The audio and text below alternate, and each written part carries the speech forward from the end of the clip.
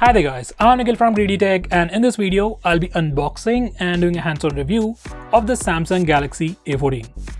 Now this phone is available in three variants. Base variant is priced at 16,500 rupees and it comes with 4GB of RAM and 64GB of storage. Next variant is priced at 19,000 rupees and it comes with 6GB of RAM and 128GB of storage.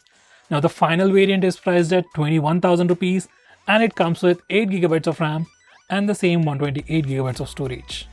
It's available in three colors: dark red, black and light green, and we have the 8GB variant in the black color. Now the main highlights for this phone would be it's a 5G phone. Well, it's definitely not gonna matter a lot. Next, it's a Samsung phone and it's come with One UI with stable updates, so that's a good thing. The third thing would be bigger battery, and finally it offers decent performance. Well, none of them sound really impressive. Anyway, first let's look at the unboxing. So here's the box. It's just a smaller box without any charger. Yes, there's no charger. Thank you, Apple. Once again, let's unbox it. First, there's a smaller box inside the lid. Next, there's the phone. Inside the smaller box, there's just some documentation followed by a USB Type-C to Type-C charging cable. And as I've said, no charger inside the box. Let's just come back to the phone. Now this is how the phone looks from the front and this is how the phone looks from the back. Now let's have a physical overview. On the back side, it comes with a plastic panel with a nice pattern to it. As they say, it is a laser pattern back, and the body and the frame itself is also made in plastic. Now on the top, we got the camera module. At the bottom, we have the Samsung branding. On the front, we have the Infinity V display. That's basically a water drop notch, followed by a pretty big chin at the bottom. On the right side, we got the side-mounted fingerprint scanner, which also acts like a power button, followed by the volume buttons. All the buttons are sufficiently elevated and they have a nice clicky feel to them as well. On the top, we have just the secondary mic for extra noise cancellation. On the left side, it comes with dual nano SIM slots along with a dedicated SD card slot. So you can use all three at the same time. Finally, at the bottom, we got the 3.5mm audio jack, primary microphone, USB Type-C charging port, and the speaker grill. By the way, this phone has just a single speaker. Now as for dimensions, this phone has a thickness of 9.1mm and weighs 200 grams. In hand, it fits pretty comfortably. Weight distribution is pretty good, so the phone doesn't feel all that heavy. Now these are the complete specifications of the phone.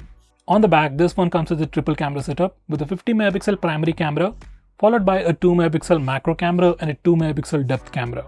For selfies, you get a 13MP camera with f2.0 aperture.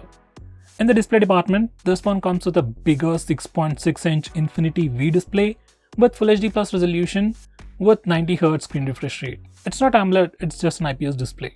When it comes to performance, this phone comes with a Samsung Exynos 1330 processor, which is a 5nm processor with Mali G68 MP2 GPU. Now purely in terms of performance, it can't be compared with the best phones. In terms of CPU performance, it can be compared with the Snapdragon 695, which is once again old processor. And when it comes to GPU, it is way behind the 695 as well. So it's not a great option for gaming. Anyway, more on that later. And finally, when it comes to the battery department, this phone comes with a 5000 mAh battery, supports fast charging up to 15 watts. That's it, no charger inside the box. Now these are all the sensors that this phone comes with. We got the accelerometer, fingerprint sensor, gyro, geomagnetic, light sensor and proximity as well. It comes with Bluetooth version 5.2 and we also have all these 5G bands. In the audio department, this one has just a single speaker and also has an audio jack. Now let me just turn on the phone and set it up and see how it looks. Now here's the home screen. This is the One UI. Basically looks pretty clean. Here's the app drawer, notification panel, settings page, and here's the about page. This phone is running One UI 5.1 based on Android 13.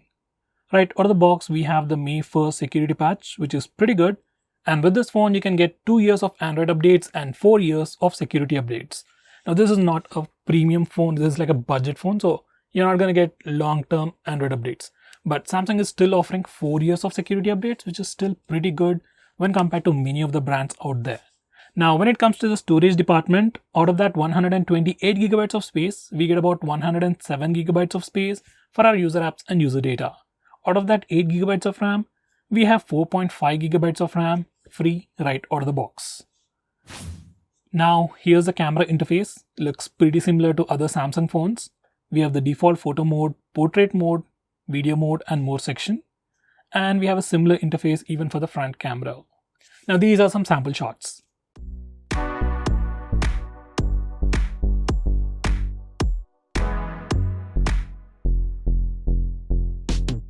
I'd say cameras are pretty decent. They're not super impressive, but they do the job. And here's a quick look at the video as well.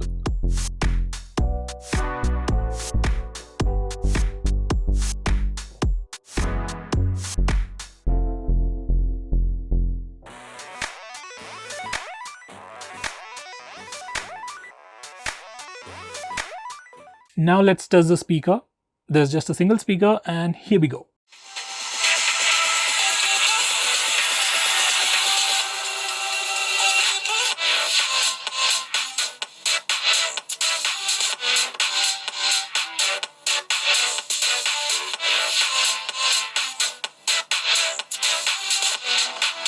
I'd say the speaker is pretty loud enough, it's good for normal usage. Now let's test the fingerprint scanner. It's just a side-mounted fingerprint scanner and the performance is pretty good. It unlocks the phone within a second. We also have the face unlock feature, and that too works really well. In good lighting condition, it almost works instantaneously, like it unlocks the phone within a second. In low lighting conditions and in complete dark situations, face unlock still works, but it takes about a second or two to unlock the phone. Now for the hands-on review part, I'll say the overall design and build is pretty decent for a phone that starts out at 16,500 rupees. It's got all the basics covered, like it's got decent performance, good display, bigger display, single speaker, I guess that's gonna do it.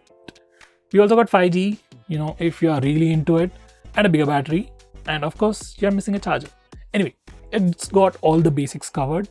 If you're looking for a stable phone with long-term updates, maybe to gift your father, mother, parents, grandparents, then this Samsung Galaxy A14 is definitely a pretty good choice for people who are looking for stability. But if you want more performance, better cameras, better entertainment, like you watch a lot of videos on your phone, then you might want to have a better display, dual speakers, stuff like that. So for all those people, Samsung A14 is definitely a bad choice. So there you have it, a stable phone for people who want stability. That's it. But not the best in the segment or not the best in any department. By the way, if you're planning to buy this phone, just get the base variant. Anything about that is just a waste of money. So guys, that's pretty much it for this video. Thanks for watching. Stay greedy, be techy.